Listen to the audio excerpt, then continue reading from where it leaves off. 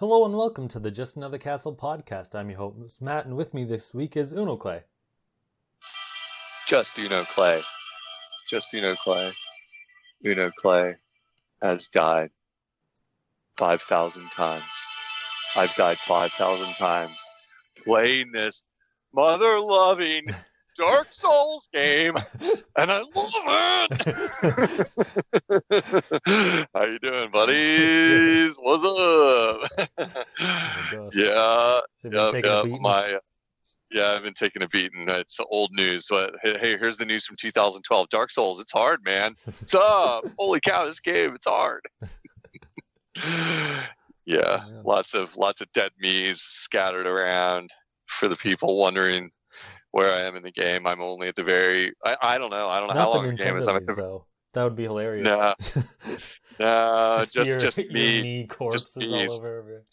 Just me's, just my ghosts. The game even has ghost features and it's very mysterious. You see the ghosts of other players running around in the game. It's really unique. But for any listeners who are big Dark Souls fans and are curious where I am in the game, I'll just say that I feel like I'm at the very beginning, but I'm on the rooftop of the undead church or whatever now, and I'm fighting the gargoyle bells, and I have probably fought them like 30 or 40 times, and it's like that Monster Hunter level of like, I feel like I can almost beat this boss, and then it knocks me off the roof, or sets me on fire, or hits me through the air, or does all three to me at once, and I get the "You Died" music and the "You Died" screen, and I'm back to the fireside, and then I do it again, and then I do it again, and then I do it again, and then I do it again. It's great. I love it. So yeah, man. I'm getting ahead of myself. What we've been playing? It's just popping out of my mouth, man. We've been off for a few weeks, or I've been away. Yeah. So. Take time. But so I guess we'll go into what we've been playing. I actually forgot until Unoclay brought it up, because that's how bad of a memory I have. It was a couple of days ago. I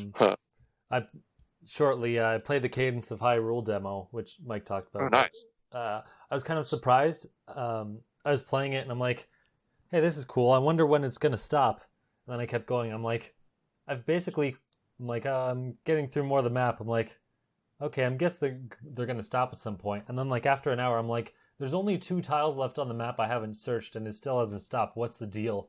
I'm like, this demo doesn't have an end spot. And then it hit me. There's no dungeons, genius. There's no bosses anywhere. It's like, so you can't like there's some dungeons, but they don't have like bosses or anything, so you can't actually progress. I'm like, oh, that's kind of neat. Because then it's not like, here's 20 minutes and you just get a tutorial and then like you don't really get a feel for it. You can play it, as far as I'm concerned, as long as you want. Obviously you won't progress, but you get an idea of how the world works, which I think works for this kind of game, especially because the map is like procedurally generated for the most part. So like it doesn't matter if you went through the map anyway, because the next map you're going to play is different. So I thought that was kind of cool. I haven't seen that done before. Yeah. For the kids, that means randomized. That was a term I didn't know for a long time. So but so like, do you still do the rhythm? Do you still do the rhythm like fights or whatever? Like, I only watched the demos when they first like kind of revealed it. I didn't really keep up with it. It looks cool. I could see myself playing it someday, but it's not at the top of my list either. So, but you can get a feel for the fights or whatever. You're just not getting into the levels themselves, is what you're saying, kind of. Yeah. Well, there are like.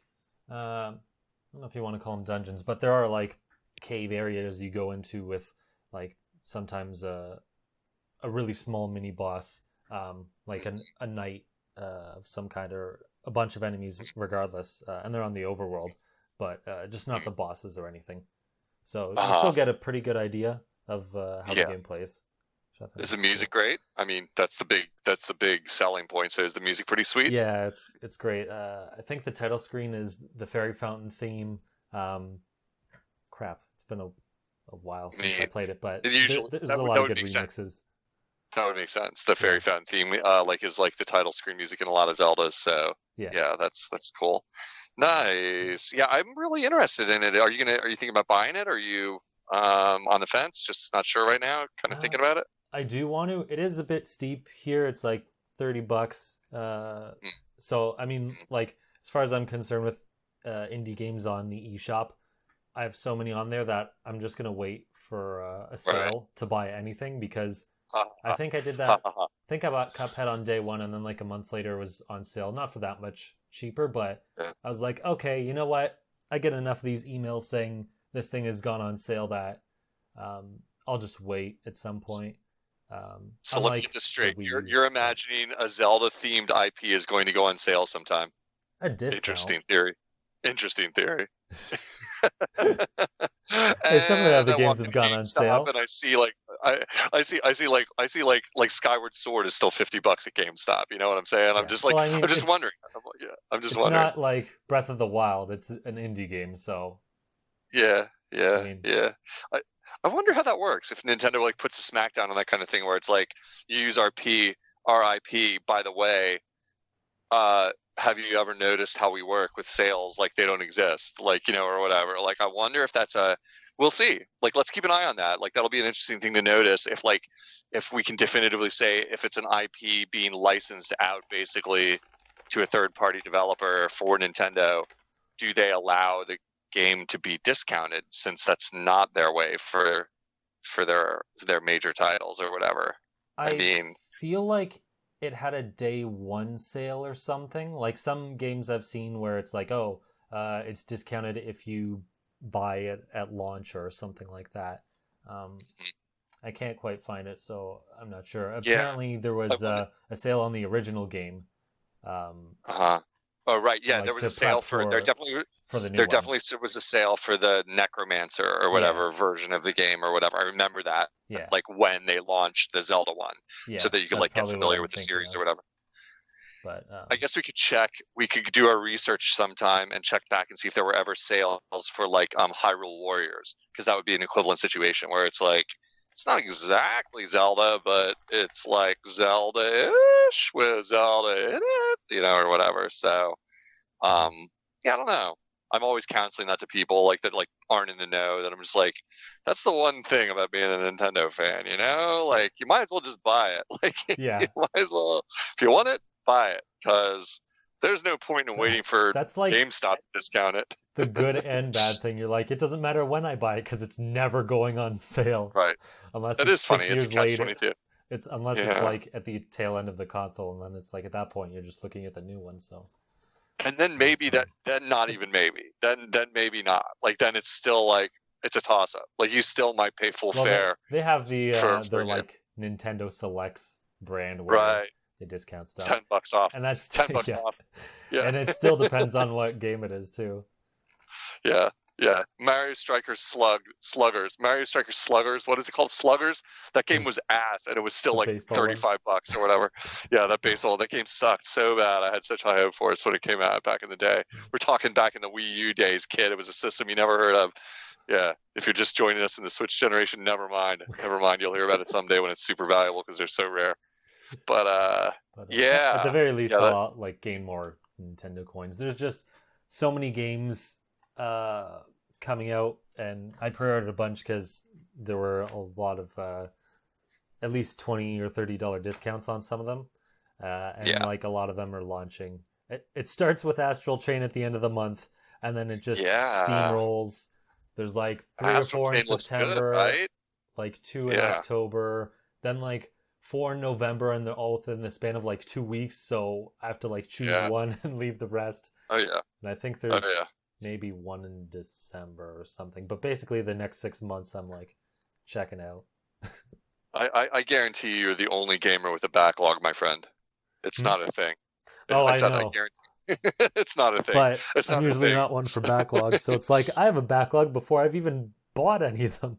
Yeah, you have a preload Yeah. backlog, prelog. Yeah, yeah. How about it? Yeah, yeah. Astral Chain looks good, man. I'm curious. We haven't talked too much about that game on this Mm. podcast, but I like the look of it, Yeah. and It I'm a looks fan cool. of the Bayonetta style, like type, you know, crazy chaos combat stuff that it looks like it's bringing again. So And looks pretty Nintendo's been cool. pushing it, so that's I hope it Good does well stuff. because they're I don't know about if they're gonna do ads, which would obviously do better, but at Yeah. least on Twitter they're pushing it, so Okay. hopefully that works Okay. out for them. Free But free ads. yeah, Yeah. well they got nothing else to push now, so they might as well, right? Yeah. Well, new IPs are such a risk that it's tough to say. Does an ad help? I mean, it should. I guess it could. But these days, it's like that is the trick. Like, where do people get their news? Where do people get their info? And they're probably looking at the gaming cross section of like, where do people get news? And it is Twitter. It is gaming websites. It's Facebook. It's like TV. Like what show do you even advertise on? You know, like I'm there's thinking way. more like YouTube ads, but yeah. Yeah. Oh yeah. True. YouTube ads. Yeah. It's like it's just tough because I these days it's not easy to figure out where to spend those advertising dollars because you got to really know your market and gamers. You know, there's a million different doors we can come in through. So Yeah. But yeah. Anyway, that's cool. So you were playing the demo. King was playing a great demo. So glad to hear it was cool. I'm really curious of the game. I'm always tempted by it when I hear about it or see it. I think I bet that's a cool game. I bet that's super fun. All that music is so legendary. You know, to me and everyone else, you know, and I've heard it's a hard game. I heard it's kind of challenging, so that makes me happy. You know, I'm like, cool. It's just, yeah, like you. It's like I have both a forward and a backlog. You know, like where it's like, oh, geez, should I spend money on that? You know, like, but cool. But what about weren't you streaming some Friday the 13th, man? I was gonna bring that up. So with Source Gaming, we me, Spazzy, and Colin, just whatever. Those are the people I'm streaming with. We played Friday the 13th, which is, I don't even know if you would call it asymmetrical. Anyway, how it works is one of you is Jason. Yeah. Yeah.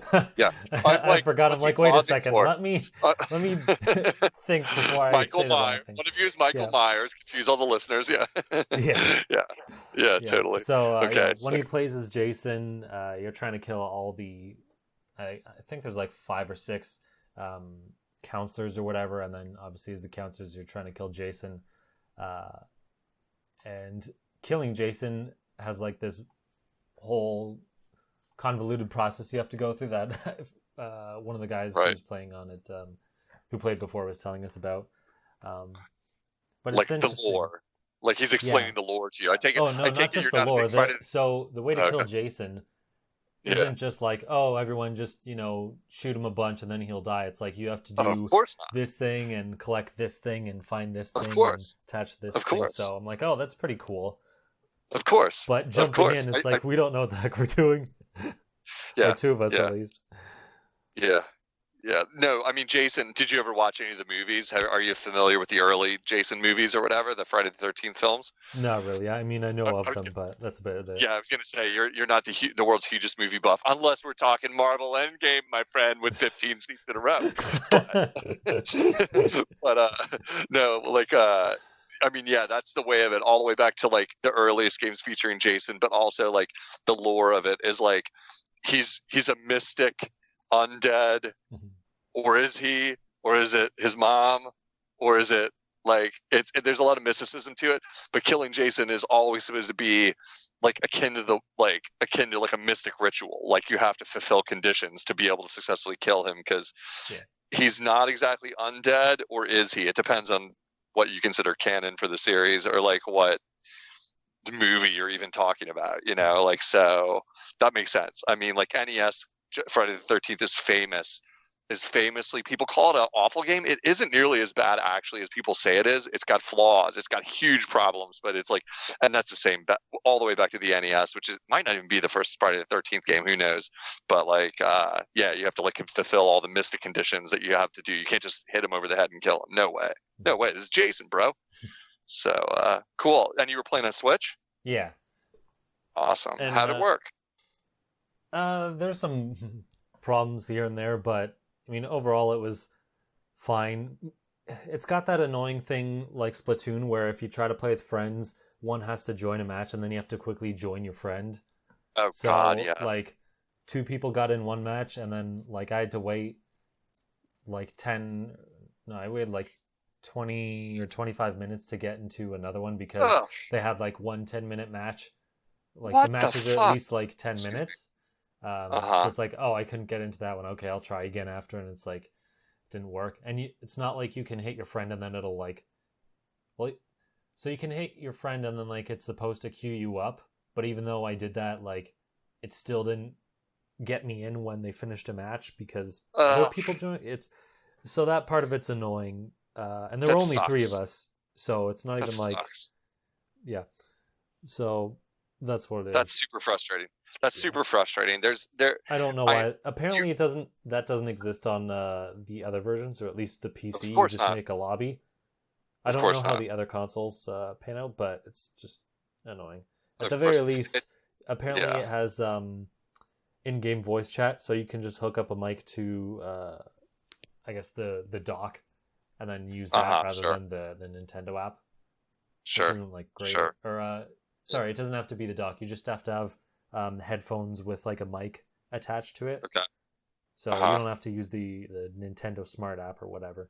Yeah. So I mean, at least Gotcha. there's Gotcha. that. Gotcha. Like Fortnite sort of, or Yeah, Rocket League yeah, might one of have it those too, I few think. games that actually Yeah. uses it. Yeah.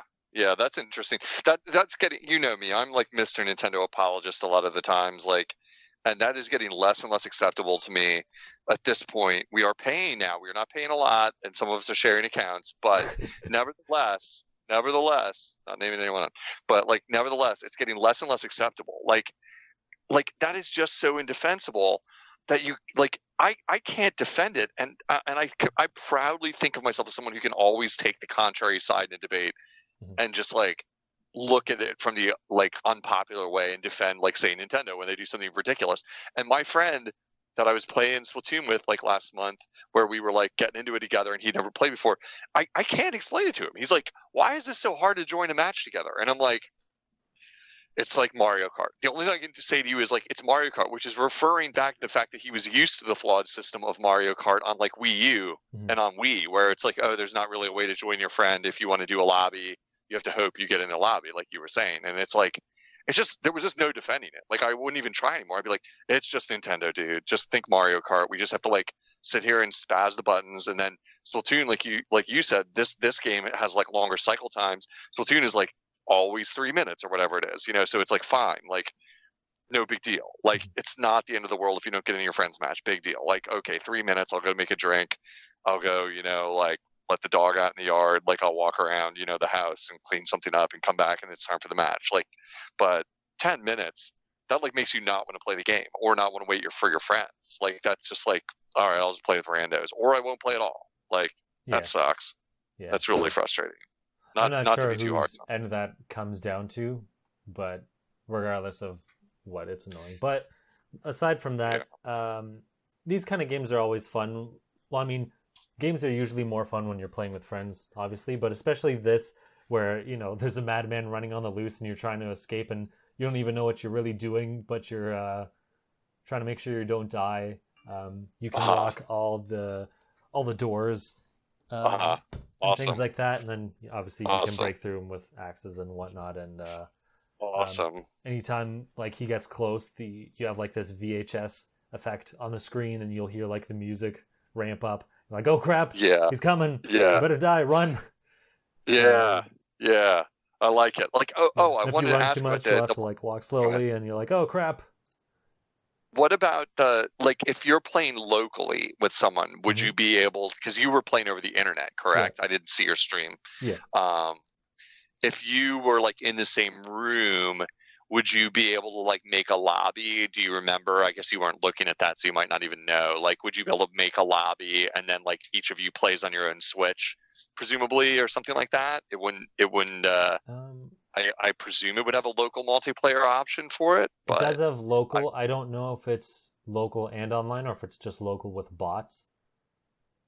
So I don't. interesting. I know what you're saying. Like, can you join a local Yeah. match, make a lobby, and Could then you? go Yeah, online? at least I that you could don't have know. couch co-op easier, like where it'd be like, okay, Yeah, my two buddies are over, let's play some Friday the 13th, and we'll all, take turns using the TV type of thing, and some of us will be on the handhelds or whatever. yeah, But anyway, because I love asymmetric gameplay. I love it. I absolutely think it's one of the most underutilized, like kind of game constructs concepts. of gaming. Yeah, You know, I just think it could be done. It's just like such a neat idea, like where you take turns being the big baddie, like in that situation, or where you take turns being the hero. I have a great game that like well, I have a game that's really fun that's called Crawl for Switch that my friends didn't really like. They didn't cotton to it, as some would say, but I liked it, and it was like an RPG where that's the idea. Like you're some of you are the baddies and one of you is the hero, and it's always asymmetric. And I thought it's just, I don't know, I just think that idea is really cool. How are the graphics? How does it look? It's a pretty good game though overall. Like it seems like a maybe you want to get it, or what would you give the recommendation overall from your time with it? Sorry, I'm just responding to something. It's okay.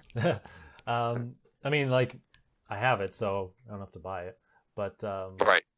Well, I mean, it's would gonna you go quick. recommend it to others? Like, you know what I mean? Like, or like, would you, So given the problems you had with it online and stuff like that, that makes me like roll my eyes a little bit or whatever, like getting a match together or whatever. So I don't think I got a good enough idea of the game to like say one way or the other, because I didn't even know how to actually play at the beginning. So I don't want to be like, oh yeah, definitely this way or definitely that way. We did play for a couple hours, but I still didn't even know what I was doing, and just in a different environment. So Yeah.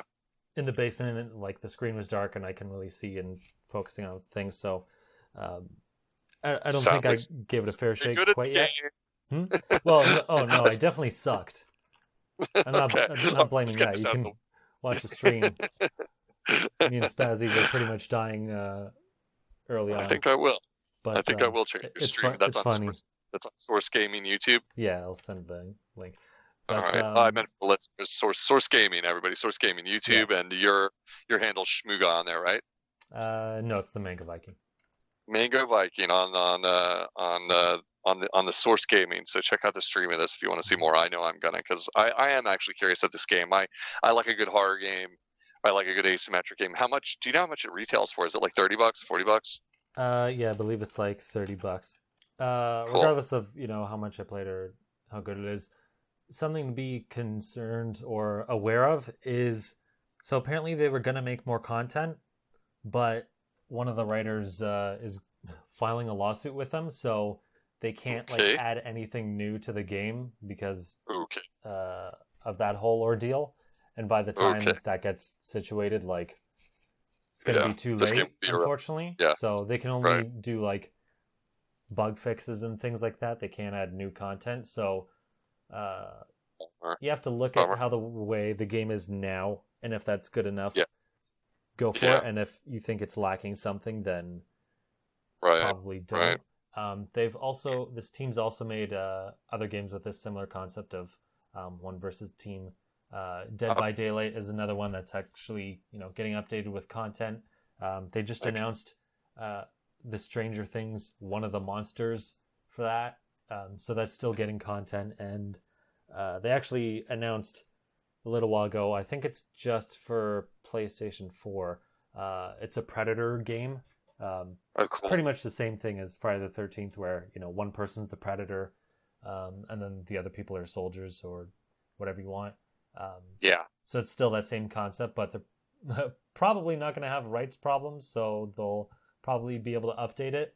And it's still like its own separate thing where you're cloaked and you're hiding in the trees and acting differently than Jason would be, who walks slow and teleports and is breaking into houses.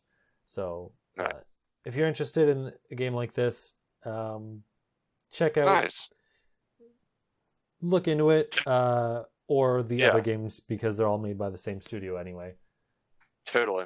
I've heard of Dead by Daylight, so and that's cool. Awesome. Yeah, I've got your video queued up on Source Gaming to watch later, to take a look at and get a little feel for the game visually, and see what you guys are doing in there. And I'll be laughing at the Mango. I'll be like, Mango sucks. Oh yeah, that doesn't happen for like half an hour. Like, how you doing, Mango? I'm like, this menu is great. Just like reading the instructions. I'll jump ahead to you joining the fight. So awesome. All right, cool, man. Well, that sounds cool. I was curious about that game, so I'm interested to see more of it. So thanks for all the. Let me know, and we'll try not to die together. Nice. Yeah, nice. Cool. So what is next? Yeah. So what have you been playing? Well, as you said, Dark Souls. the DAC styles, like I've been talking about. Australian now? Uh, I'm playing yeah, DAC DAC styles. mate. Yeah, mate. They a bunch of demons killing me. I've become hollow. I tell you. Um, everyone's played Dark Souls except for me on the planet, so I'll skip getting in depth with how great it is. It is great, as long as you're a masochist and hate your life and want to die thousands of times. But I guess I'll just spend my time, and so we can move to the news for the week. Talking about a game I saw that was on sale. I picked it up. It's really fun. Plays to my strengths because I've been playing too much retro stuff that I would want to talk about. Yeah, nothing on the retro catalog that's worth talking about this week. I'm still playing Ratchet and Clank a little bit that you had recommended. It's fun. But on the Switch eShop, a game I'd have my eye on for a while. It does have multiplayer online, but I haven't actually played a multiplayer yet, so I can't report on that. My friend and I are supposed to maybe meet up tonight or soon to play online. But it's called Inversus Deluxe. That's like inverted, like Inversus Deluxe, and it's cheap right now. I think for a few more days it's like $5. It normally is like 15, and I'd mainly flagged it because like a while ago I'd been searching for the shop for like what games have online that you can download. So like when I want to hang out with a friend that's far away, I can suggest a game and say like, let's just both buy this game right now and play it, like that kind of thing. That's cool. Yeah, so it fits that criteria. It's like, it's, if I had to describe it, it's like, it's very much an arcade game type thing with like lightning speed, reflex, like type shooting, but it's more like playing Othello at light speed. Is one thing I've thought about while I'm playing it, only on different boards and against someone else or against invaders, because the board is always flipping white to black. If you're the white square, your gun turns the squares white wherever it shoots, and the other opponents are swarming in and they're turning it back to the other color. You can't walk on the colors that aren't yours. So it's basically like you're making tunnels for yourself and shooting, and the opponents are making walls. So you're like making a big maze where you're fighting inside the maze the whole time, trying to create pathways for yourself and shooting at each other. Like I said, I haven't played one-on-one against someone else, so I'm not sure quite how it works when you do that. But playing the the campaign score attack mode, the more arcade mode, it's really fun. It's very addictive. It's the kind of thing I look for on my Switch to have for like carting around when I don't want to jump into a big AAA title like Zelda, Dark Souls, any of those things. I like having really small games pick up and play that I'm into at all times, like kind of, so I'd ride the train a lot, or I'm waiting in line and have my Switch or something like that. And this is exactly that, because it's like really like quick to jump into a game, and it's a score attack in the campaign mode with like different maps, and you're trying to get to different score tiers to unlock new stuff and get on the leaderboards against other people and stuff. That stuff really plays to me. I'm really into like bullet hell. I'm really into like shooters, like shmups and stuff like that, just because they're purely difficult. And like I said, it's cool. Watch a video. You get the idea really fast. It's like playing Othello, only a shooter. At really high speeds, and it's tough, and it's got all the classic stuff like multipliers that you're trying to build up, and if you miss a shot your multiplier drops back to 0 and all that kind of stuff, where it's like really playing on the like how good can you get at this like kind of thing. So that's my tip for the week. $5, like it's only for a couple more days. By the time this goes live, I'm not sure how many more days. I think it said it was like till the end of the month roughly, but I'd jump on it soon if you're hearing this. So get yourself a little puzzle game you can play with friends, and if you're following me on the tweets or whatever, you could send me a message. I'm Unoclay_Switch, and I'm on the Twitters, and we could join. Or we on the Switch, we could join up and be friends and play a few matches or whatever. I always like having new friends on my Switch. So yeah. When you referenced Othello, I thought you were talking about like another video Shakespeare game. You're actually talking about like this board game. It looks like backgammon or something else like that. I'm like, what the heck? Yeah, I am. I absolutely am. That's what I'm talking about. Othello, the board game. Yes. Yeah. Like it's like, if you've never played it, it's a minute to learn, a lifetime to master. That's their catchphrase. But you have to. It's a lot like Go, the ancient Chinese. I believe it's a Chinese game where you have to like surround the other team's colors and turn them to your colors. It's like a race war, only friendly, and without all the horrible political connotations of that. Or the murder. Without all the murder and the horrible racism and the decades and decades of like estrangement and poverty and everything like that, But it's a metaphor for that. But it's it's like you turn the white pieces are trying to turn the white pieces black and black white. Like, see what I'm talking about? And like and that's what this is. It is, if anyone who's played Othello, I think it might go by other names in other countries, but I don't know how many international listeners we have besides Matt. So yeah, but it's like the board game Othello, only it's a video game and you're playing it with guns at high speed. So yeah, that's exactly what I meant. Not the Shakespeare play Othello. Oh no, I know. It's funny. I thought you were just referencing another game, but you're like, oh wait, no, you're talking about a board game. No, I really am. Yeah, I really am. Yeah. Funny thing though, Othello actually is also about sort of a race war. So the play, that is. So hey, look at that. Total confluence of meaning here. So yeah, I don't know. Inversus Deluxe, it's cool. It's fun. I'm really liking it. If you like arcadey type games like me and you want to bargain and have one around, there you go. You said it was like $5 or something. Yep, totally $5. So, and if you have like a few of those gold coins stored up, you might be able to get it for like $4.49 or whatever, depending on how many coins you have stored up. Yeah. I got 20 cents off, so mine was $4.81 tax. It was great, $4.81. I was like, what a bargain! Nice. So, yeah, there's the report. Nice. There's the report. So, that's the non-retro report for this week. Cool.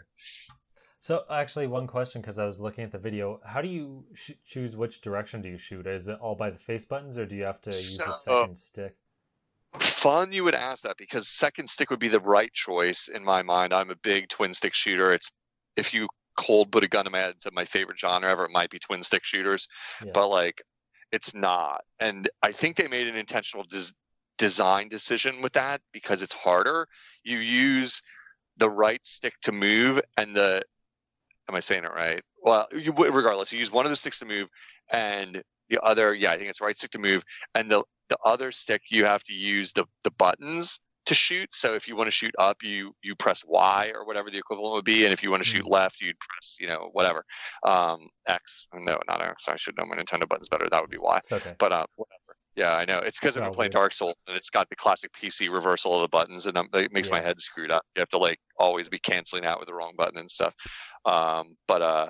Yeah, so it makes it harder because you have to use button presses to fire, and that also involves like I believe you can fire multiple directions at once, but you have a cooldown on your gun, so you also can't be spazzing. It was a design decision. It makes it more challenging, but use the buttons to fire. That's the answer. You press the direction button that you want to shoot in, and it's got classic compass directions, only north, south, east, west. You don't have any diagonal fire. Gotcha. So yeah, you play it. It's fun. It should be on the box of any game. You play it. It's fun. Yeah, totally. Yeah, trust. I'm a great marketer. Trust me. I know this. Yeah. So, yeah, dude. Right. So what else? That's all I'm going to talk about for what we've been playing for me. Cool. So Nintendo decided to hold an indie presentation, which was funny. It was announced a couple of days before the podcast. So I'm like, oh, that's convenient.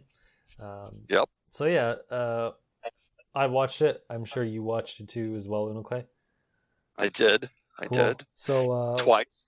Wow, I didn't even. I wanted to prepare. I wanted to get my deets down for this because I thought Mike would be here. Sure. I thought Mike would be shitting on every game, and I needed to be ready to defend them. Now Mike has left us in the lurch because he's sick. Wah. And we can talk about how great indie games are without anyone saying anything else. Just unopposed indie greatness. Well, he said he might at one point pop in, so that'd be hilarious if now he popped in. He's like, "What? I know you're talking about indie trash," and like just goes off on a tangent. It's like, of course, now is when you jump in. I'm just here to tell you what's true, boys. He's like, I sensed it. Oh man, there we go. We're even giving him a few instead of in here. I know. All right, anyway, so let's talk about indie trash. Yeah, we thought we'd talk about. Pick two games and talk about what we like about them. Yeah. We'll go back and forth. Do you want to go first? No, I just chatted for a while, so it's all your turn. Okay. So like, I guess that's well, it is. I mean, like, I just went off. Like, sure, I just went off. fine. Like, so you got to tell us Matt. Let me sit you down here and say Nintendo had an indie direct. It was full of indie trash. What was your number one least least trashy pick Least trash. of the trash picks.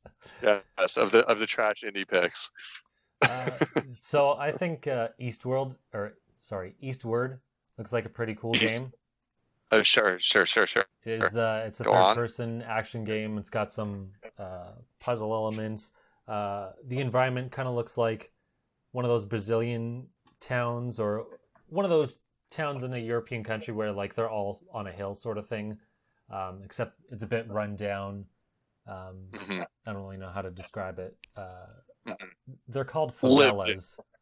As Oh, far as yes. my Yes. YouTube research has shown, which I've never heard this word Yes. before, but whatever. It's a Spanish word. It usually applies to like Brazil, like the Yeah. slums of Brazil. But yes. Yeah. The But, favelas. Yeah. It Yes. kind of looks like that, which I think is cool. Yeah. Um, Yeah.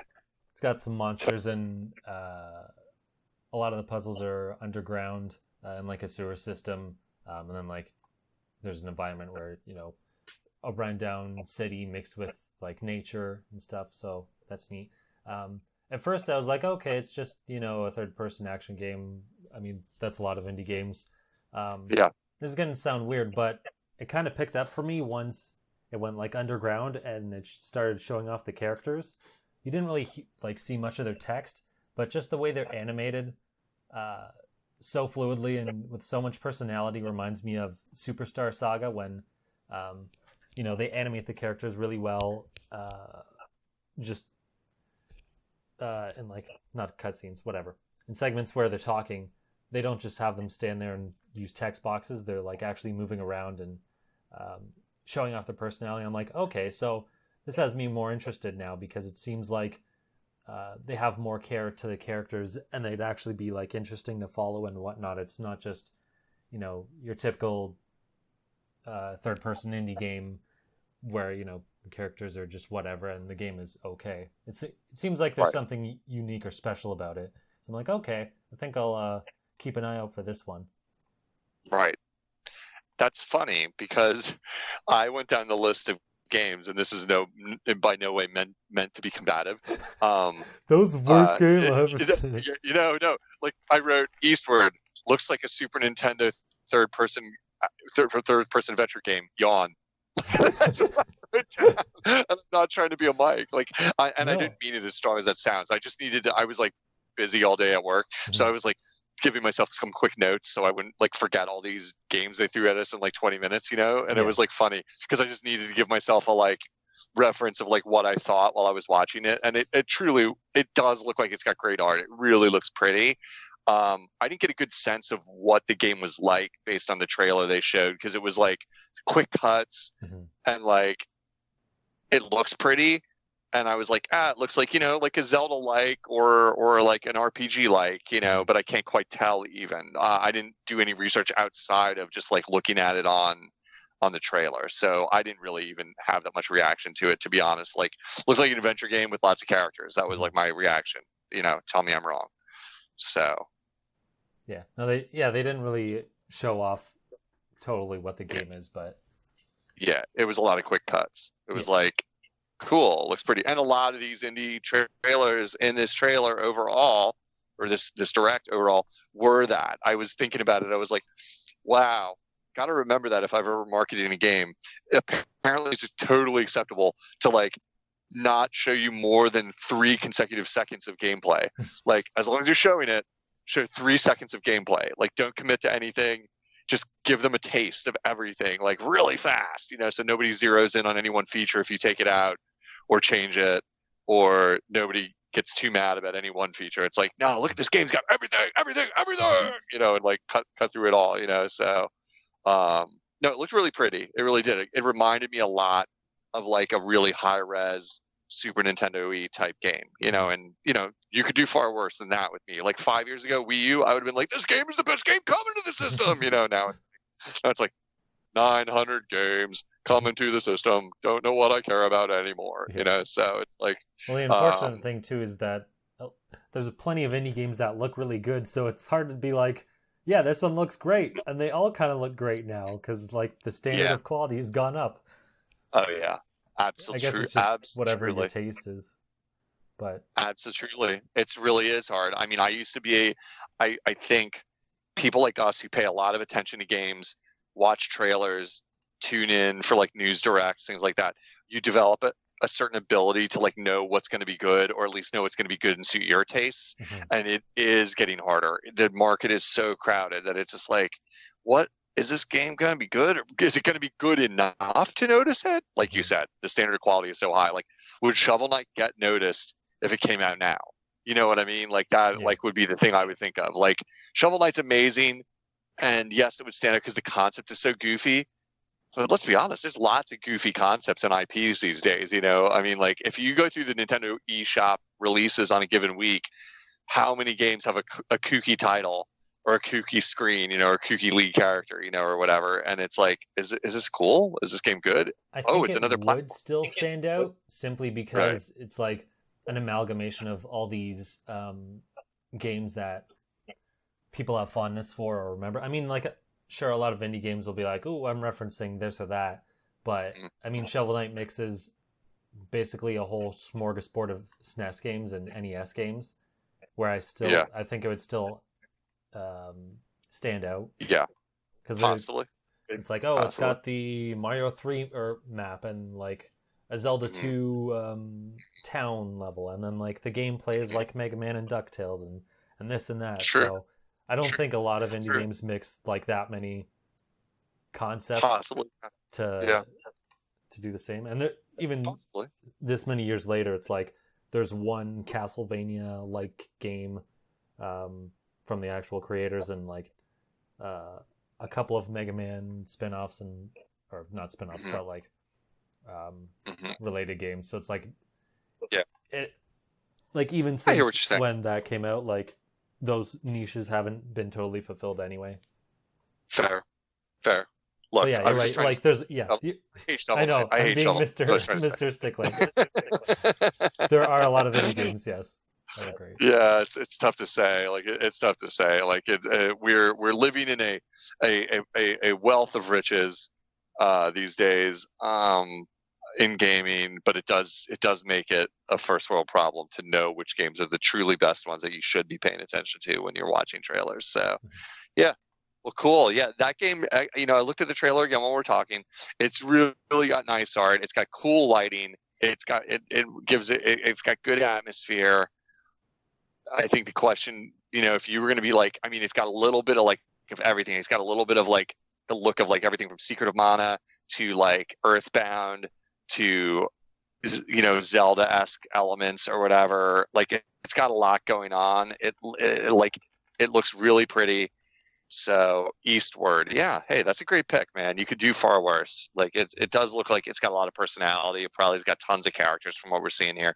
I kind of want to know what the gameplay is more like, because I can't tell. Like looking at it, I'm like, is it puzzle solving or is there combat? Like that's what I really walk away like wondering. I'm like, is there combat in this game? Or are you just like gonna be like Don't Starve, where you're just trying to like, I don't know, build up. I haven't played Don't Starve, so I'm assuming this.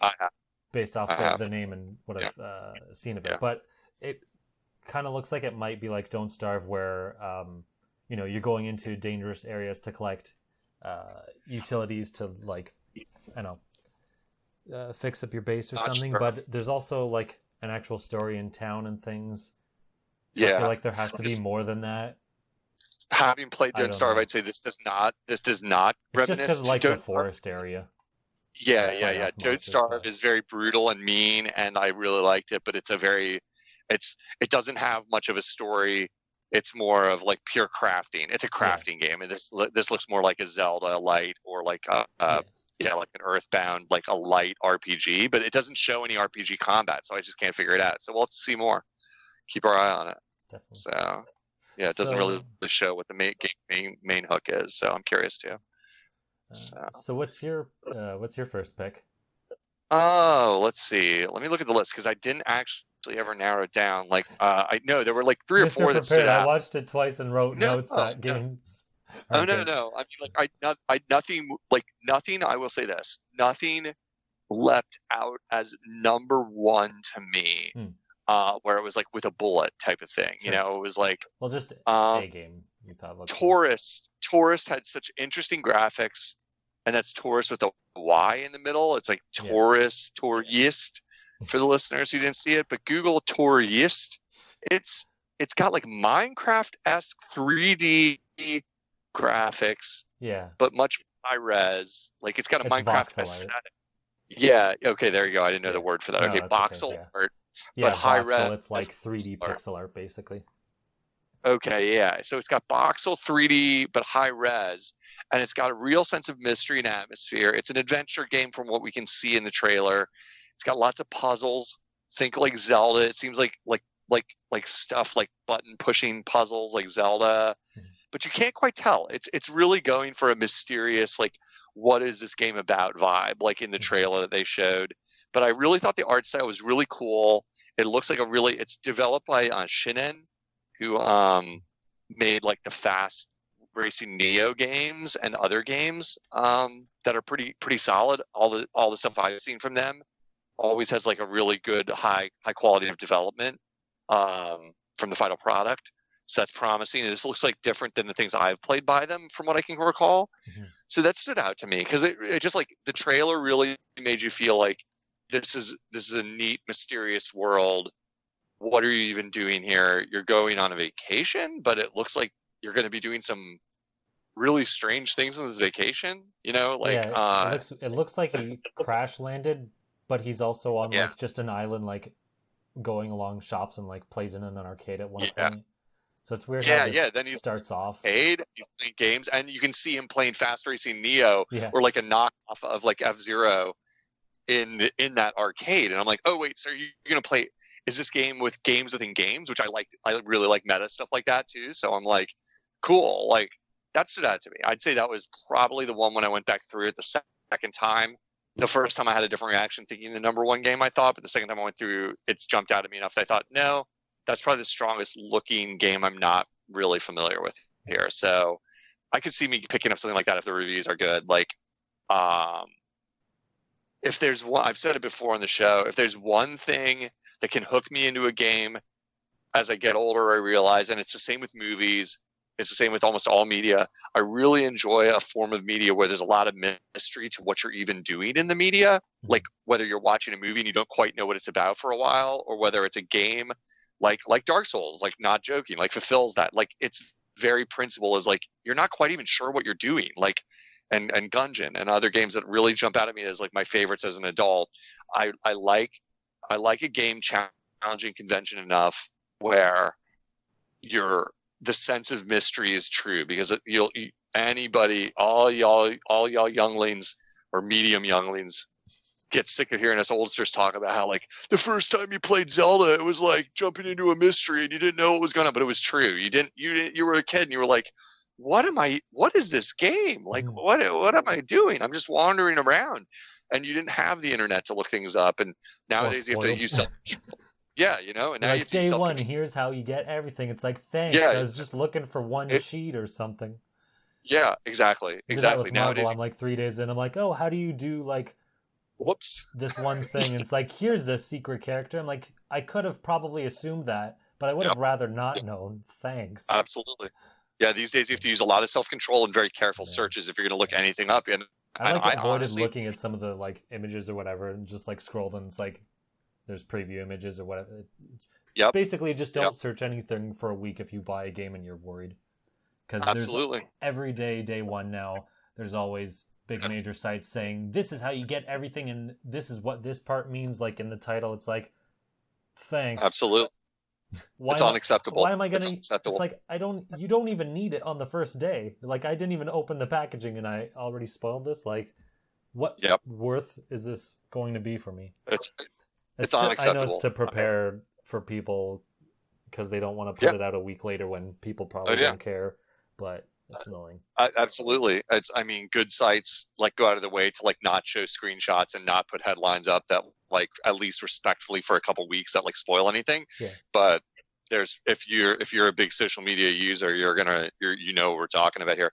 I am the most unsocial media person you're going to meet these days, where I don't use a lot of that stuff, and I notice it does keep me insulated from spoilers, whether it's movies, games, books, TV shows. I know it's both chicken and the egg. Like, but I prefer it that way in my life. Call me old, but I just hate that feeling. And and it comes back to this. Like my absolute favorite experience with like I went to see Quentin Tarantino's new film. He's one of my favorite directors ever, and I went into it. I didn't even know anything more except the number one star. And spoiler alert, coming for Once Upon a Time in Hollywood coming up here. It's not a spoiler. That would be the funniest thing about it. Is that, but skip ahead 10 seconds. I didn't know that the second person in the movie, the number 2 headlining person, is Brad frickin' Pitt, one of the biggest actors in the world. And that's how good I am at voice was. I knew Leonardo DiCaprio was the star because I saw a poster for it. Yeah. And like, all I knew is I'm going to see it because he's one of the greatest directors ever. So I'm going to see this film. Now I'm curious, how did you find out about the movie but not find out all the actors in it?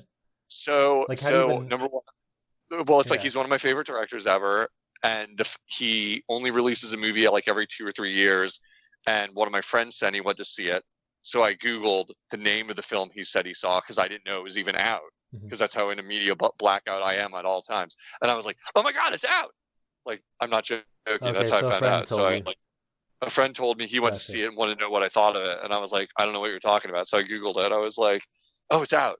Yeah, I live in a weird universe for the modern world. Like, I live in the middle of a giant urban city, but I don't use Facebook. I barely ever turn on my Twitter. I don't follow anyone on Twitter, and I don't look at websites unless, I live in a media blackout, like kind of like permanently, because spoilers of the world. So I just rather experience things cold. Yeah, and then I go to see the movie. But here's the cool thing: I saw the movie, and it was awesome, and I knew nothing about it going in, and I was like, this rules. But you have to be a Tarantino fan too, because not everyone loves his films, so it depends. So I thought it was awesome. Anyway, this is the Quentin Tarantino podcast. Thank you. Good night. So, but yeah, so I have to agree. It's a complicated thing with this whole like what you look at for games or trailers or what have you. So I don't know how we got down that topic anyway. I forgot. This game is mysterious. Yeah, it's mysterious. Yeah, absolutely. It's like, I like it. That's what I liked about it. If they preserve that like sense of mystery leading up to its launch and it gets good reviews, I'll skim the reviews. I know Mike does sort of the same thing. I don't feel totally alien because I know Mike says he does the same thing. He doesn't want to know anything about the game, and if he knows he's going to buy it, he doesn't even read the reviews.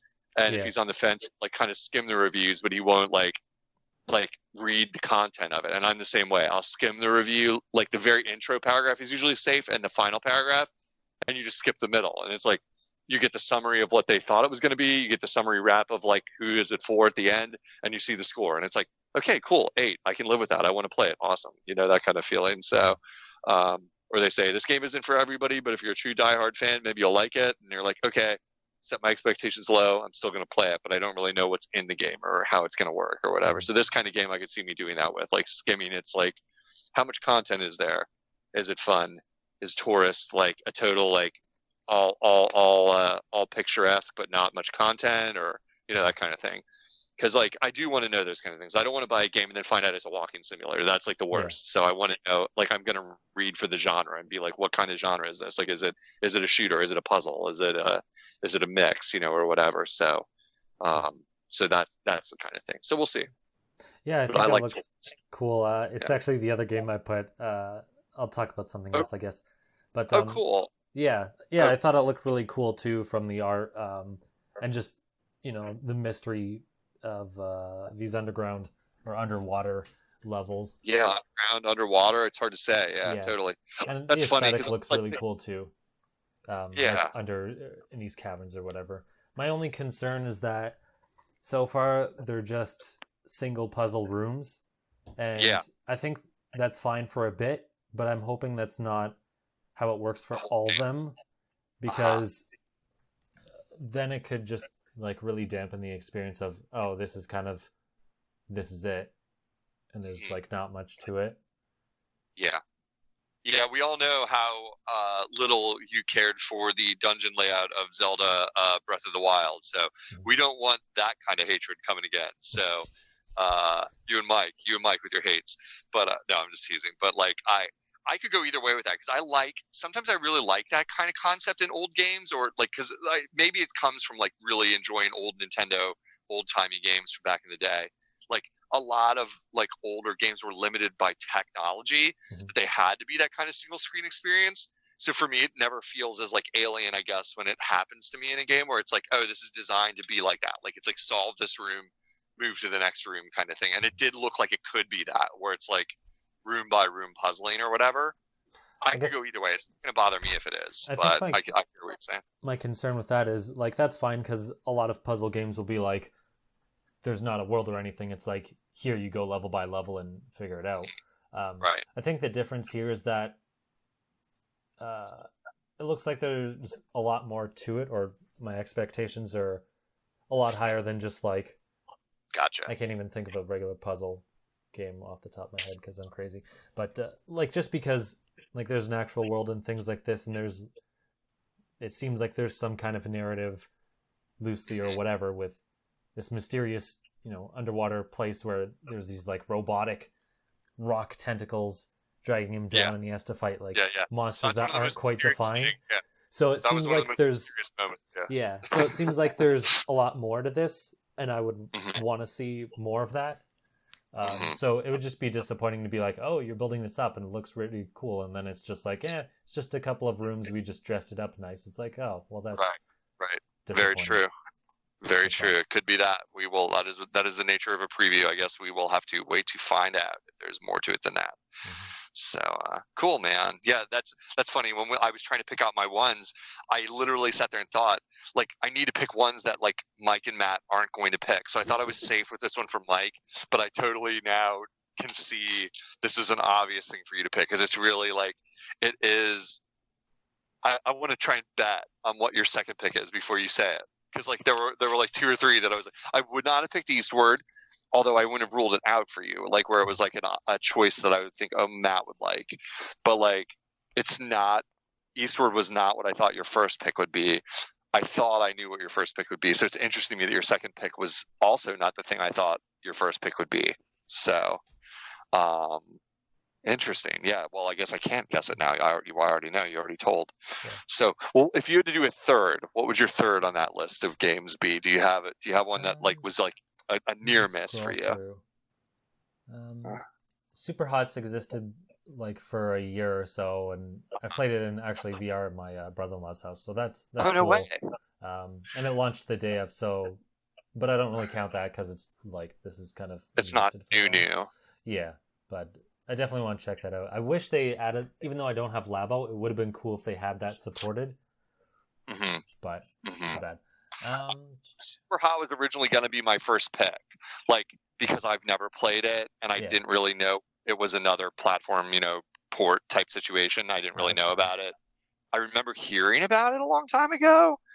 That's all I can really say. Like I feel like I heard about Super Hot. But yeah, I don't recall. Was it it's been out for a long time? You're saying like for other consoles, it's been out for a while. Yeah, let me. It came out in 2016. Okay, yeah, I thought I remember seeing it before, maybe in a direct, like, but I didn't know it wasn't an exclusive or whatever. It does look really cool. You liked it when you played it. I like the concept of it. Yeah, so basically, bullets don't move, either yours or theirs. Like AI, unless you move, they will like really, but it's really slowly. So you can like line up a shot, shoot, and then like move to try to precisely dodge out of the way or set up bullets. And then when you move, like they'll die because they're just standing there and get shot. Yeah, and it's really cool in VR because it's perfect for that. But, It looked really cool. I feel like they must have showed this in a trailer before for a Nintendo Direct. Like they showed it as a coming to the system or something like that. Because I again media blackout. I don't know how I would have seen it if they hadn't. Because I don't spend a lot of time watching game trailers. The first time they announced it on Switch. Really? Yeah. Then there must be a game I'm thinking of that's like it. Maybe because I know. Maybe I'm thinking of. It's not My Friend Pedro. but like maybe there's another indie game with a mechanic that's similar that's ringing my bell with this. I feel like I've seen this before, and like I said, I never watch trailers for any other consoles. Like I just don't. Like that is just a true fact. I literally never watch any trailers for game systems other than Nintendo. And it's like, so how would I have seen it? So either it's another game or they've showed it somewhere else, but it's not important. That was gonna be my number one, like pick initially, first glance at the direct. And I thought, this is neat, but it's a shooter. It's got a cool mechanic, but it's a shooter. There's other stuff here I should look closer at, like before I decide what stands out or whatever. So yeah. So you're going to get it for Switch, you think, or you're considering it, or just do you think it's one of the better games, or whatever? Yeah, I will at some point. Nice. Yeah. Is it one player? It's a single player experience. Yeah. Nice. Yeah. It looked cool. I really like the idea of it. Like huge Matrix fan. It's like got the whole bullet time Matrix, like flavor to that concept. So there's, I don't mind that. I won't lie. I don't mind that. Matrix. They announced a 4th movie today. Did they really? Yeah. Did they announce? Ooh, I can't wait to read after Reeves, I guess. And Carrie-Anne Moss. Really? Returning. Yeah, which is weird because they both died. So I don't know. Is it a prequel? No. Well, I didn't read much of it. All I heard was Matrix 4 is announced with I'm putting it down myself to read after the podcast, but I am the biggest entire series Matrix fan. Like I know it's indefensible, but I love the comic book. I love the movies, all 3 of them. I know 3 sucks. I know it's terrible. Like, and I love the whole universe. Even the old middling PlayStation game I love. Well, it was actually on GameCube too. But if you're a hardcore nerd, you got to play it because it's actually canon. It's got parts of the movie 2 that were cut. Well, they were added to the game to be a multi-form experience so that you played the games. I never played Matrix Online, which I wish I could have, but I'm not a PC gamer or whatever. But yeah, that's cool. Anyway, neat. Thanks for the tip. This is how I find out about movies. See? There you go. Yeah, I'm curious how are they gonna do that since the end of 3 is pretty definitive. Like it's pretty definite the trajectory of the plot. Huh? Yeah. I don't know. Yeah. Oh, I'm excited though. Keanu, he's a boy. Yeah, he's a boy. We'll have to talk It'd be hard about it after for sure. Yeah, it'd be hard for me to say whether I'm more excited for Bill and Ted's Excellent Adventure 3 next year or Matrix 4 with Keanu also next year. Wow, big year for Keanu. That's all I can say. Big year. So cool. Well, so yeah, super hot. You're a fan.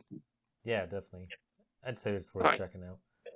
Nice. But yeah, so I guess what's your other game you're looking at? Yeah, I was gonna avoid talking about Super Hot because it seemed like it seemed too straightforward. It was one of the let me see. Torchlight looks like Diablo. Nope.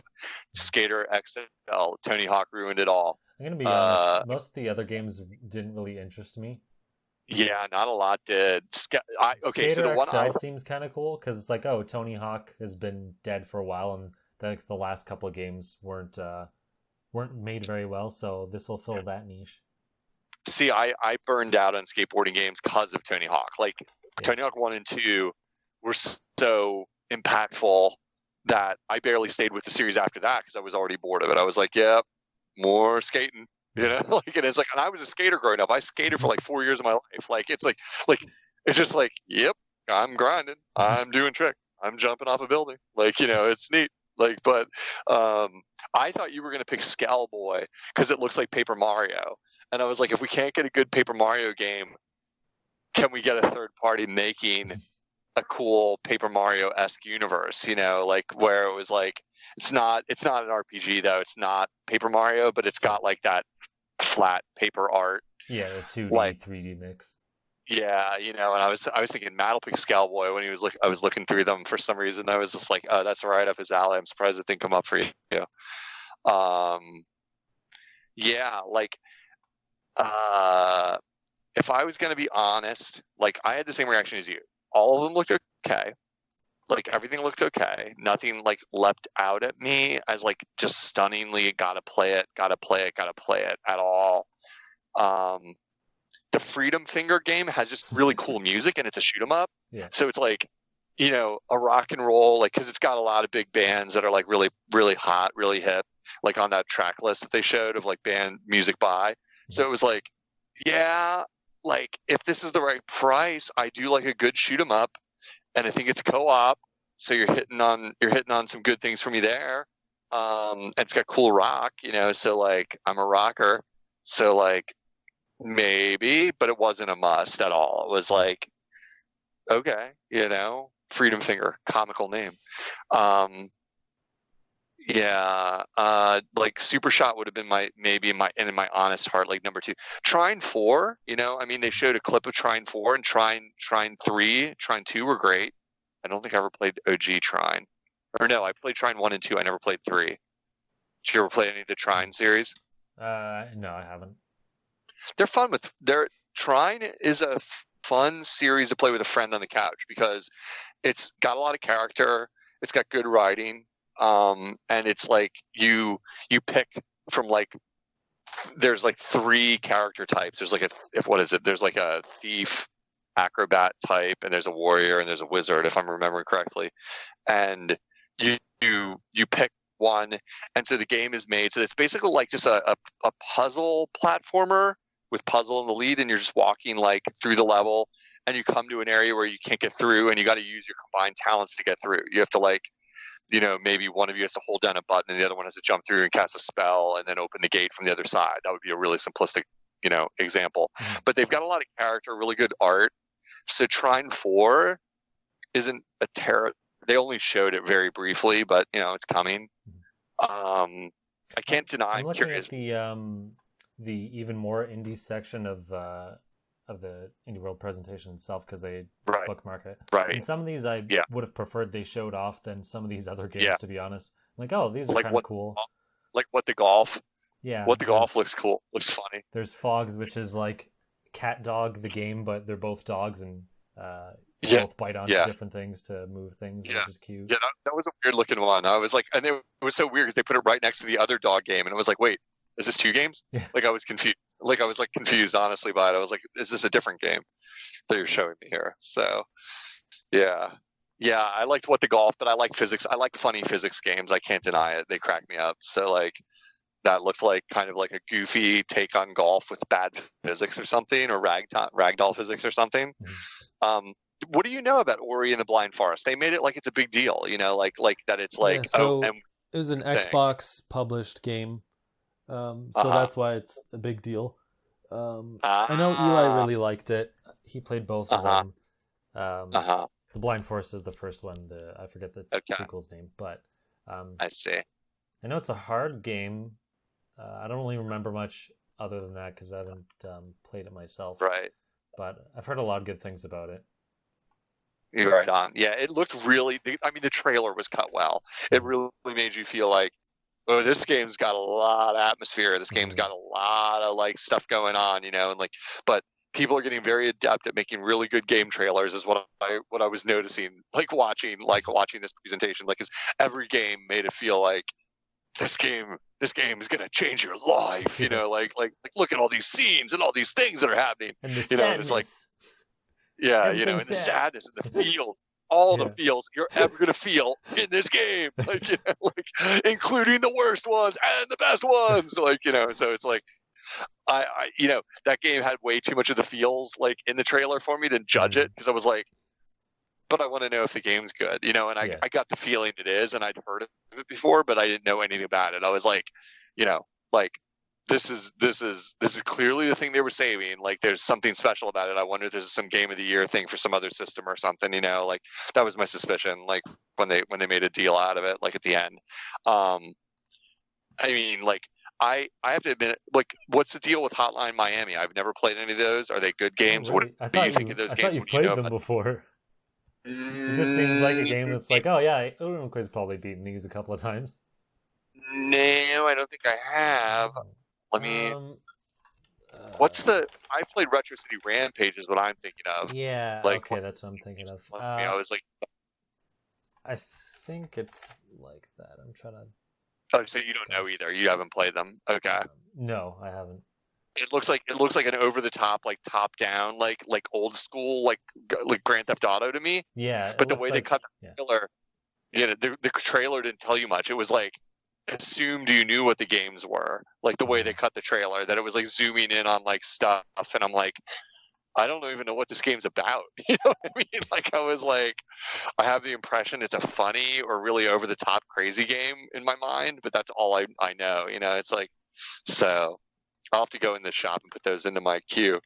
It's like, excuse me, I need to watch some trailers of those, like see if they seem like something I want to spend my money on. Like, yeah, because like Retro City Rampage was cool. If they're all the same, it was fun. It was like GTA with like cartoony Super Nintendo graphics, you know, or whatever, like overhead view. I got my fill of it. I wasn't like too needing too much more of it immediately or anything like that. But you know, so cool. So that's what it was, Retro City Rampage. I was looking up River City Rampage, and I'm like getting monster truck videos. I'm like, wait a second, I'm crossing the streams here. What? Yeah, River City Rampage. It's River City Ransom and Retro City Rampage. Both good games. Very confusing. Yeah. They both end in Wow. Oh, yeah. So they both end in City Rampage. Yeah. There you go. Or they have City in the middle, and they both River City Ransom. It's does not R word city and another R word, and it's very confusing. Only if you've never played them, because I do not have this problem, my friend. But I can forgive you, but I can't forgive you for not having played Retro City. When they're unrelated, they should be slapped. That's all I'm saying. Yeah, bro.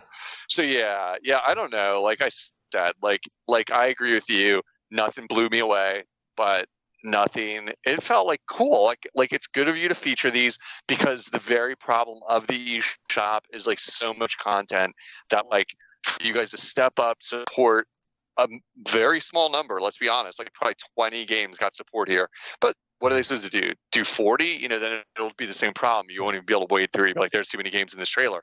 You know. And they upload some of the other ones that didn't get featured heavily in the trailer got trailers afterwards, like Creature in the Well. They've showed it off before, but in this one it just got like 30 or 10 seconds.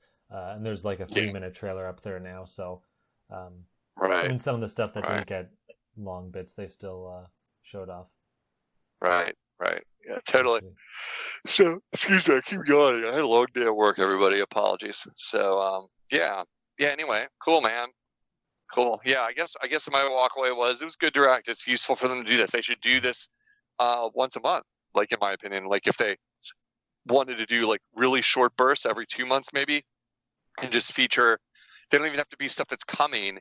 They could really do some service for the fans, like of the both the developers and the fans. Like in my mind, like it wouldn't hurt for them to do every other month, like do a wrap up like video like this, where it's like, here's the top like 10 games maybe you should have been paying attention to that got lost in your feed of games, like that are dumping on you every day, you know, that are like, you know, like here's some games and here's why you should care. Even if it was like a 10-minute video, you know, like show you a little gameplay and say, you know, this game's neat and here's why.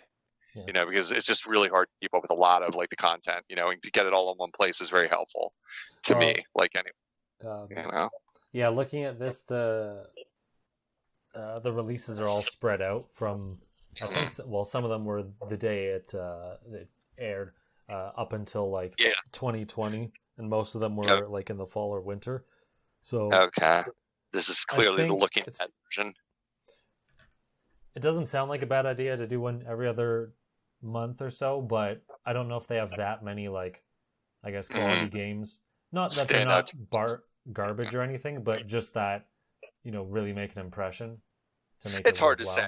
I wouldn't know. That's the problem. I wouldn't know. I feel like that would be hard to be consistent with. It's like, how many do you show off, and is it going to be like, oh, this month or quarter or whatever, we don't have many that look good. I don't know. They could do whatever they wanted. They could do 3 one month, they could do 5 the next month, they could do 20 the next month. If there's only 2 games that are good, they could just spend 5 minutes a piece on each and say, this month we're going to feature these 2 games and take a close look. And the next month say, wow, we're drowning games. Like, here, we're going to take a look at all of them, but this, you know, we're not going to get to everything this month, you know, whatever. Well, they kind of do that with their Nintendo Minute previews, where they have like the 2 hosts do like a 10-minute thing on games. It's not the same as, you know, every other month here's 20 games that are coming out. Something. And the problem is I hate those 2 hosts, so like I never want to watch. I find them both grating. So it's just I like, don't really watch you them know, either. they're just the most perfectly generic hosts. That like I'm like, oh, you're Totally both get so that. perfectly generic. I don't care You're about like, you you at aren't all. humans. You're just manufactured. Yeah. Like, well, they're so clearly like supposed to be inoffensive, perfect for everyone, Yeah. and I'm like, that means you're good for nobody. Boring. Like, Yeah. like it's just like, like you're boring. Like, fun tip. I'll leave you guys with this. Like for this week, fun tip I discovered. Did you set up a Japanese eShop account on I your did. Switch? Yeah. Okay, so like anyone who's listening, Google it. I'm not going to sit here and explain how to do it. Like, but you can make your Nintendo Switch pull in the eShop feed, and you can download games from Japan if you want to, which was the main reason I did it. You can get for instance, you can right now, if you're a Nintendo Switch Online subscriber, you can get the Japanese eShop or the Japanese Nintendo app, for instance, and play the Famicom version of the Nintendo Online system, which has mostly the same games, but not entirely. Mm-hmm. So you can check out some Japanese games, and a lot of those games you don't even need to know Japanese to play them. They're a lot of games are pretty much back in the day were designed to be not based heavily in Japanese text, so you can usually start most of the games without any problem. But the tip I was going to give is that because how boring the hosts are of the American version of Nintendo Minute or whatever, go ahead and check out the Japanese hosts of the Nintendo Minute or whatever the equivalent is. I can't read Mario it. Cat and Cat Mario and Cat Peach. I've seen them a couple times. I haven't seen those. I've been looking at the hosts that like do stunts and stuff like that, and it's so quintessentially Japanese. It's just like the one I was watching the other day is like a Labo video where it's like they're in some kind of like, I mean, I can't speak Japanese, I can't read Japanese. I'm just laughing at how Japanese it is because it's like these three hosts in like some kind of Labo.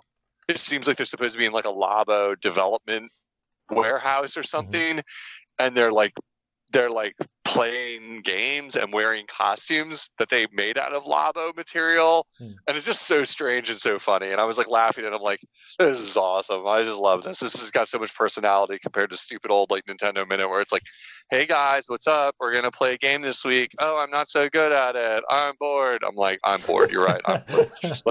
Like you thought what I was thinking also at the same time. We're both bored here. Yeah, I don't know. I got a lot more out of watching like people I can't understand speak play with Labo, and yell and scream in Japanese and wearing funny hats and stuff like that. Where I was like, maybe this is just funny because they're Japanese and like I love a good Japanese cultural flavor to anything. But I don't know. I just thought it has more personality. Period. I think that's undebatable once you watch it. It has more personality. Whether you like it or not is a difference. This is a land of TV shows where like people climb butter drenched mountains. Yes. Trying not to fall in. Was it MXC?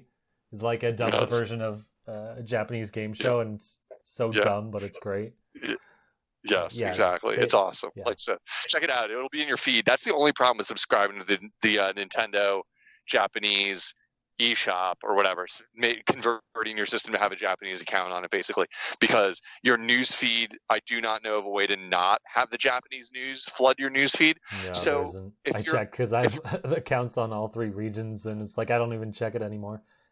Yeah, if you're OCD about something like that, you're not going to like it because it's going to be like at first I was not loving it because like the first day you subscribe, you get hit with a lot of like backlog news kind of like it'll come flooding in all at once, and then it calms down. Then it's like it seems like the Japanese accounts are way more active, I would say, overall than the American feed, because like on a given day I'll turn it on and look at the news feed and there'll be like 3 Japanese videos to 1 English language video. Oftentimes that might be the ratio, but it's not really prohibitive. It's like I 9 times out of 10 skip the Japanese videos. That's all it takes is scrolling. You just scroll past them and you go to the English language video you're interested in or whatever. But that would be the one warning. If you're OCD about your news feed for your Nintendo Switch, then you might not want to do it. You might want to skip the Japanese actually account. Worse if you join up the European one because it's in English and you'll click it and you're like, I'll go to the eShop, and it's like, no, wrong one. Go to the European eShop. I'm like,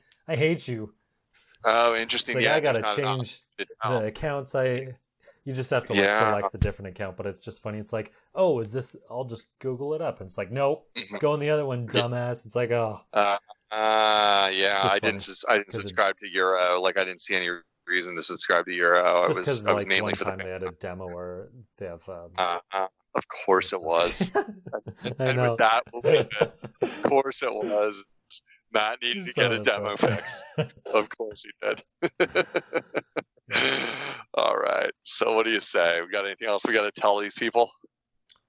There was some news. Let me see if there's anything worth bringing up.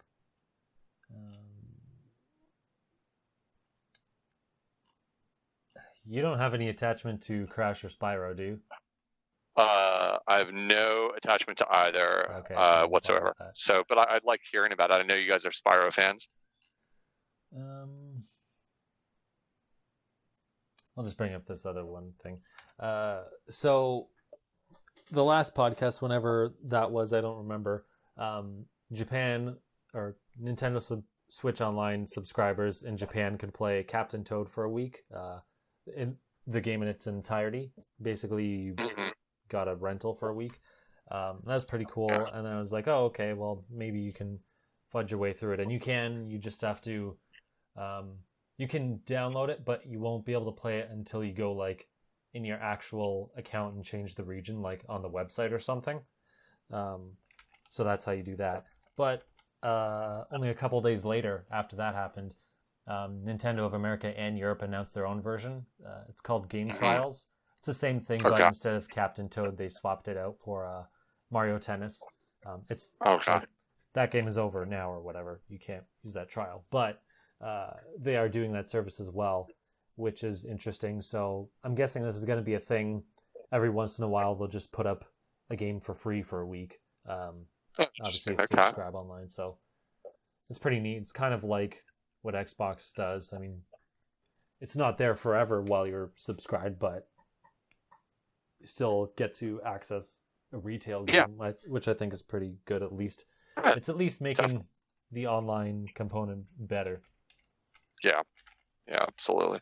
Yeah, I mean, and we don't need to talk about the rumors about SNES because when it drops, we can talk about that. So it is making the online component a little better since we all know there's flaws with it, but it's what it is. So, that's cool. But I think it's interesting, just the fact that the game choice is different. In Japan, it's like, here's a single player, little game, versus the Western regions are, here's like an online game. So I'm guessing we might get more online focused games where it's like, oh, since you're already subscribed to online, why don't you, dip your foot in the water, and get a taste for this to try to get you hooked on this online game and get you in. So I wonder if that's going to be the difference, or it's hard to say. That's an interesting point. Yeah, like I think there's a zeitgeist in the American audience that they really want value for their money on the subscription service. So yes, giving some kind of online features like probably is a premium focus. I mean, from what we've seen from the Famicom games that they release, it's not like a huge difference, it's like, but there's those few differences. I don't know. I think it comes down to sometimes like audience, I think they're just making decisions based on audience. There's weird differences in what we preferred back in the day, in like series. We all know, like, for instance, like Metroid isn't popular over in Japan, and then there's like 900 series that were popular over in Japan that weren't popular here or whatever. So, yeah, interesting. Yeah. What else is up in that news? Small news, or whatever. Nintendo's committing to publishing loot box drop rate odds. Right. So there's more news on that on a Hogue Law video. Go check out his channel because he's an actual lawyer and obviously knows more than we will. Basically, apparently commit legally is more of just an indication they'll do something at some point, not like they've actually written a contract. But a little while after, they did follow up saying, yeah, we're going to require this going forward and blah, blah, blah. And the other companies, Sony and Microsoft, are doing this as well.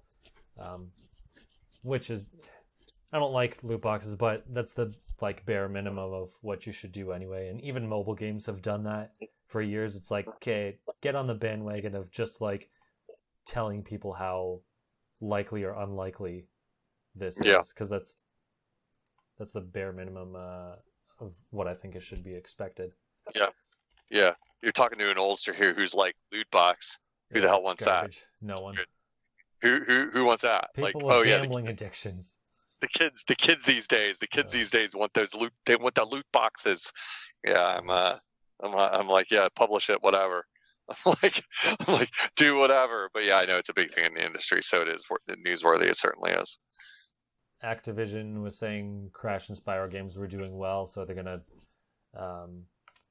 look more into doing more of those games, which is interesting. But hopefully they don't ruin it like they did before, because the problem before was like, oh, these series are great, let's just pump them out like every year until it gets so stale that we have to like abandon the franchise because we flooded the market. Right. And now it's like, oh, look, history is probably repeating itself. Maybe we'll see what happens, I guess. But to me, like those don't strike me as overflooded like series, like in or whatever overproduced series. But I don't pay that much attention to them either. Like you said, well, it was a while ago, like in the early mid 2000s. Right. That they were really like pumping them out, and then it's like, oh, it's dead. Leave it for like a decade or whatever. No, that's pretty much it. EA was laughable once again, saying, we're not really interested. That was the gist of it. And then like a week later, they're like, well, we are interested. It's like, sure you are. Just go back in the corner and talk to yourself, crazy lunatic. Hey, they're big guys. They can say whatever they want. It don't matter. Nothing sticks to them. It's just annoying. It's like, like the old people said, shit or get off the pot. Or, it's piss to get off the pot. But whatever. It's like, make a reminder. The thing is actually like successful now. Are you going to bother or not? If not, like, just shut up. Yep. Yeah. Like, or, man, it's annoying because I don't even think it's that hard to cater to the Nintendo audience. Like, sure, sports games aren't going to do as well, and honestly, that's probably not worth it. Just like Ubisoft realized Assassin's Creed games weren't worth it, so do something else. If EA doesn't want to publish, make separate games, which is fine, then just port over games that will work that people want. Port over the Mass Effect trilogy, because people only got one, or the third one, on Wii U, so like that was when the trilogy was coming out. So as far as Nintendo only people, they didn't get that. Dragon Age, at least 1 and 2, Dead Space trilogy, because the online shooter one, the on rails one, was on the Wii and like nothing else. So it's like you have plenty of good games in your backlog that would run on Switch that you wouldn't really have to change, that would actually like appeal to people, but you're not doing it, and instead like complaining for no reason. Right. So you don't have to do that much. Just get some schmuck to port it over, and that's it. Yeah, I can't speak to that, but I mean, like, I generally agree with the more like cater to the audience. That's it. Yeah, it's hard to say the costs. It's like I feel like I'm speaking out my butt, because it's like the cost. I don't know what this stuff costs. I don't have any clue. And like, if companies act ludicrous or act dismissive, like just because they're ignorant, yeah, of course, I'm agreeing. Like, then they should change their ways. But like, I always wonder. I'm like, well, what's the cost of all this stuff? Like, what do I not understand? Because everyone wants money. These companies want money. Sure. What's the problem? But yeah, so I don't know. I think it's probably that they're looking for the biggest numbers, and anything below a certain threshold, they're not interested in. Which, I mean, if that's the case, then don't bother talking about Nintendo or whatever. But I still think, like I brought up with the collections or whatever, that there is something that they can do that would still be profitable, like plenty profitable. Right. Yeah. I think there's a lot of those decisions, because a lot of these studios are smaller than we think, and they have to really, really make smart decisions to stay afloat. Because we do see, the news of like studios we thought were solvent, like, go away, I mean, or like EA's plenty big. Yeah, they're big. They're not really the case, right? Yeah. It's just like, but big companies can fail. or Sure. they can But I mean, they like, can I don't really take think hits they're that really damage them. So sure. But I I mean, don't know. I don't think it's really gonna, hurt them. Yeah, Obviously, yeah, do it if it's profitable. I'm just saying, yeah. I think it's profitable. They're just like, if it's not gonna make $17 billion, then we're not gonna bother with it. It's like, all right, I guess, but don't start saying you'll support something and then not, Right. I agree. or don't I feign agree. that you have some sort of relationship, because it's like you're not fooling anyone. Just stop. Yeah, yeah. I agree. Simple as that. But yeah, I think we'll end it there. Okay. I'm the Mango Viking. You can find me on Facebook, Twitter, YouTube, and Source Gaming's channel. And Unoclay, where can people find you? Oh, media blackout. They can come to my house and knock at the door, and I don't even answer the I'll be door right because I'm there. like, it's not gonna... nope, I don't answer. I'm like, who's knocking on my door? I didn't invite anybody over here. I'm not answering. They might be a murderer. I'm going to stay upstairs here and hide in my room. So to or interrupt you for a second, yeah, speaking of random people knocking on your door, so for a couple of days I'm just at home by myself, and because summer lasts all of 30 seconds in Canada, I was out in the backyard playing my Switch in the warm weather, and I heard someone knocking, and I'm like, okay, my parents are coming home for like at least a day. It sounds like someone's knocking on a door, like I'm just outside the backyard. I'm like, is someone knocking from inside the house, like someone's inside knocking on the glass door, like, oh, we're home or something? But I'm that's like, not good. they're not going to be home. Who the heck is knocking? I'm so confused. And then I notice, stupid iPad, I noticed it's actually the neighbor was knocking on like the wooden fence. And then I saw him and I like got startled for a second. He's like relaxing there. I'm like, oh, yeah. And he's like halfway down the house. I'm like, oh, I feel stupid. He's like, why did this kid just like spaz out for no reason? He's just trying to say hi. Because I did not expect this. Yeah. That someone was trying to kill me. I'd be like, I don't need you in my yard. Stop looking at me. Like, stop looking over the fence, sir. Because he's just trying to be nice. This kid just had a heart attack for no reason. Yeah, how about it? Yeah, Gosh. you're getting a little surprised there while you're home alone. No, I don't. If you wanna catch me, you have to text me in advance. And here's the fun part: I don't get good reception in my house. Sometimes the text doesn't come through, so sometimes you can't get me. So if you want to get me, actually emailing me is the best way to get me. But I'm not going to put my email on the podcast. So if you want to find me, you have to send a messenger pigeon. You have to get a hold of Matt and then tell Matt you meet me, and then I'll send Matt a form, and it'll have a lot of questions about your personal nature and what you believe. You have to do a 23andMe spit test.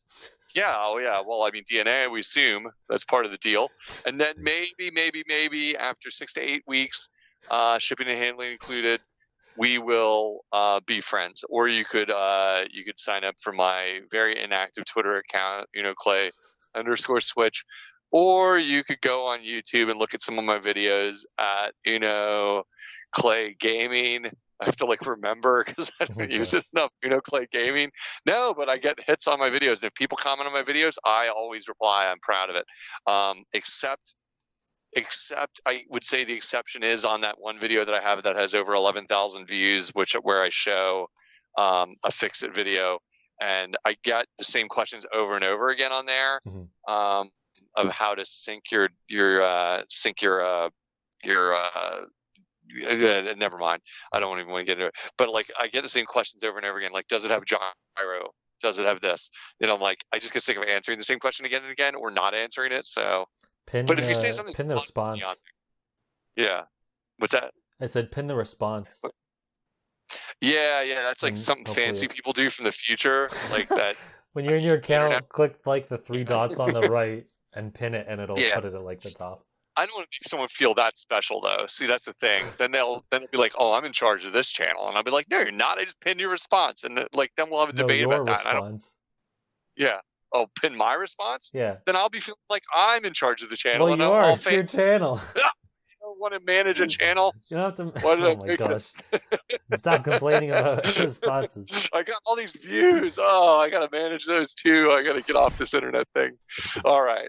Yeah. So, yeah, if you want to get a hold of me, you could like comment on any of my videos on my Unoclay channel or my Unoclay gaming channel, and I'll probably write back to you. There's how to get a hold of me. Right there you back. go. That's It's like I you're crafting a mail.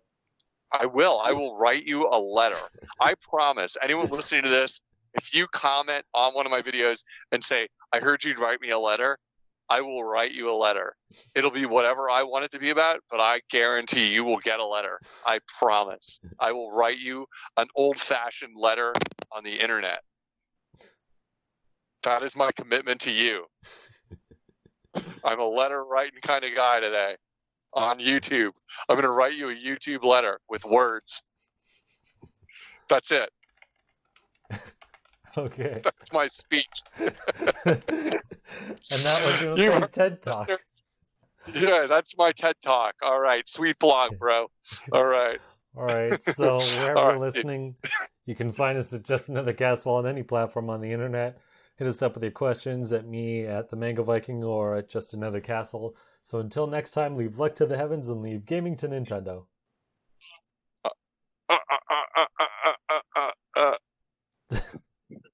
That's my sound effect for this week.